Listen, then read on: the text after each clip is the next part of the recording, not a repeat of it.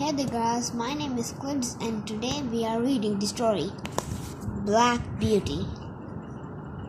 Before I was 2 years old, a circumstance happened which I had never forgotten.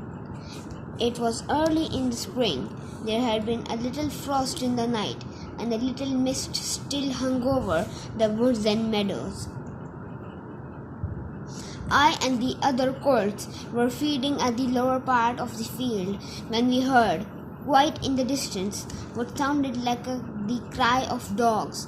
The oldest of the colts raised his head, pricked up his ears, and said, "There are the hounds," and immediately cantered off, following by the rest of us, to the upper part of the field where we could look over the hedge and see several fields beyond. My mother and an old riding horse of our master's were also standing near and seemed to know all about it.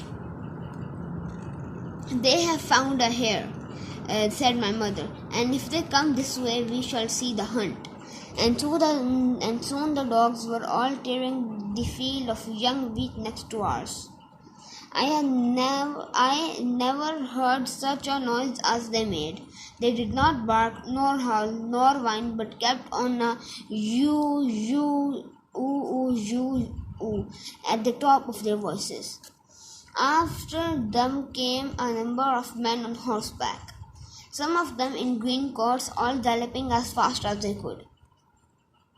The old horses snorted and looked eagerly after them, and we young colts wanted to be galloping with them, but they were soon away into the fields lower down.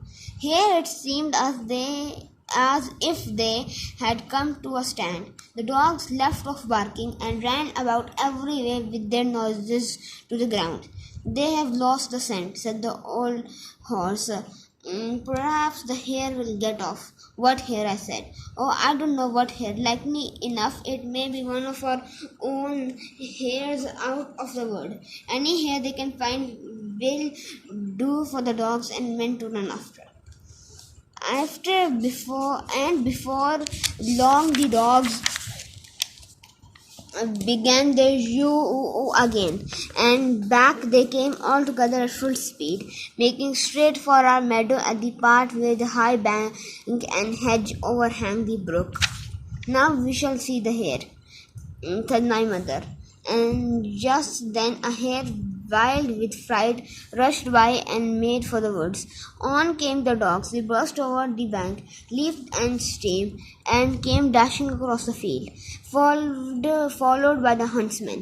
6 or 8 men leaped their horses clean over, close upon the dogs. The hare tried to get through the fence. It was too thick, and she turned sharp round to make for the road. But it was too late. The dogs were upon her with their wild cries. We heard one shriek, and that was the end of her. One of the headsmen rode up and whipped off the dogs, who would soon have torn her to pieces. He held up the rabbit, and all gentlemen seemed very pleased.